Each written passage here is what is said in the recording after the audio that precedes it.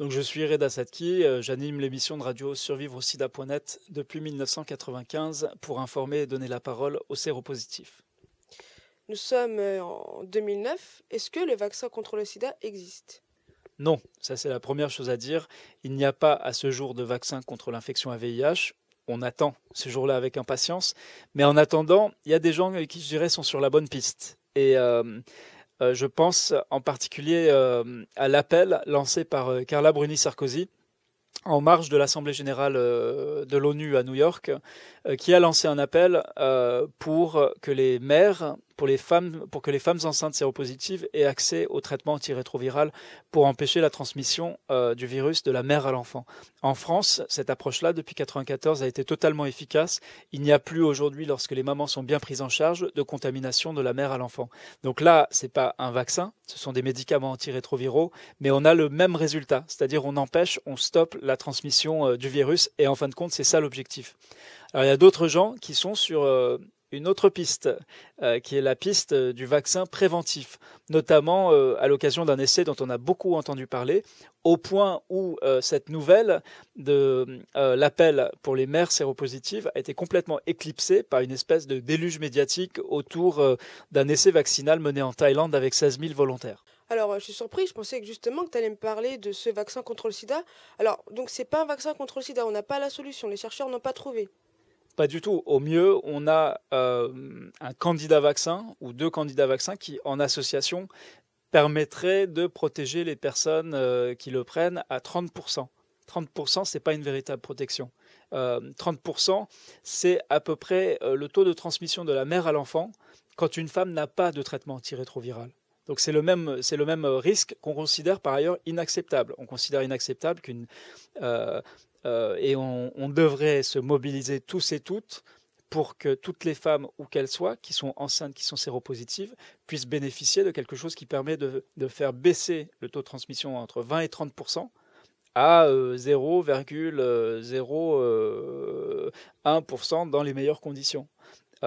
Et là, du coup, on nous annonce 30% de protection comme un miracle, comme quelque chose, comme le progrès de la médecine. Et en fait, cet essai a fait l'objet d'une controverse lors de son lancement. Aujourd'hui, les résultats sont loin d'être vérifiés ou avérés. Donc en fait, cette étude vaccinale permet seulement, enfin entre guillemets, de limiter la transmission du virus et non pas donc de stopper le virus du sida. Bah, de toute façon, il s'agit de réduire la transmission. La question, c'est, par exemple, la circoncision permet de réduire la transmission d'environ 50%. En tout cas, pour, côté homme, côté femme, enfin, il y a tout un débat là-dessus. Mais les traitements, alors ce vaccin, ce candidat vaccin, permettrait, mais on n'a pas encore des chiffres, et l'étude n'a pas encore été présentée dans un cadre scientifique, on a eu une opération de communication. Et donc là, on parle d'une protection de 30%. Le traitement antirétroviral, lui, quand il est utilisé par une personne séropositive qui prend un traitement efficace depuis au moins 6 mois, qui a une charge virale indétectable, qui n'a pas d'autres infections sexuellement transmissibles, euh, ce traitement-là, dans ces conditions-là, est au moins aussi efficace, autant efficace que le préservatif pour empêcher la transmission du virus. C'est ce que dit en tout cas le Conseil national du sida et la Commission fédérale suisse sur le sida. Donc si on devait comparer en termes de méthode, qu'est-ce qui permet vraiment de prévenir la transmission du virus du sida, on a le traitement d'un côté, 99, voilà, d'efficacité pour empêcher la transmission. Et de l'autre côté, on a un truc dont on nous annonce, sans pour autant en apporter les preuves, en attendant la présentation scientifique, qui est efficace à 30%. Le choix est vite fait sur quelle piste serait la bonne pour arriver à vaincre le virus. Ce n'est donc pas la fin de la lutte contre le sida. Absolument pas. Et de toute façon, l'enjeu, c'est l'accès universel au traitement antirétroviral.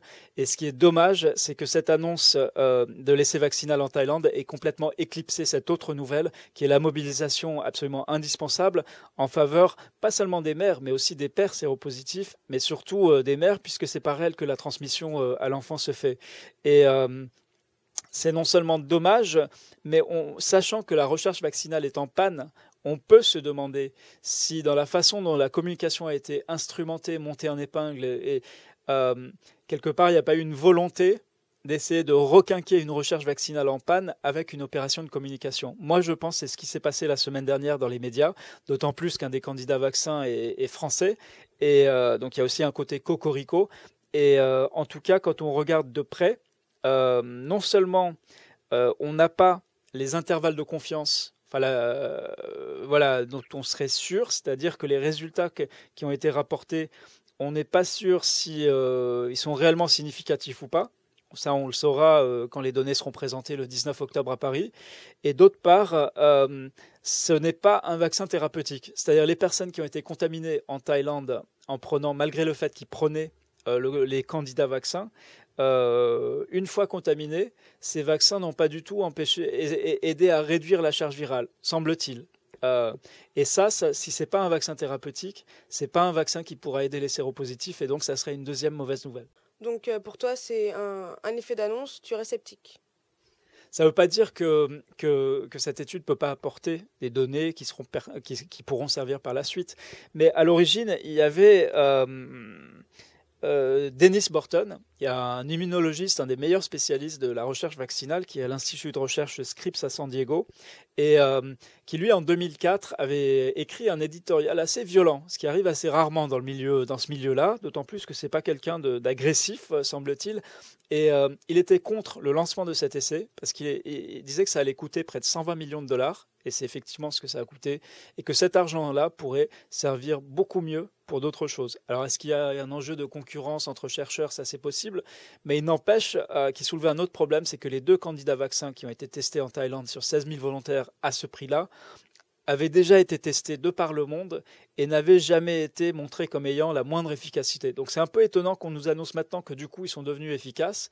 Et d'autre part, c'est quand même beaucoup d'argent dépensé.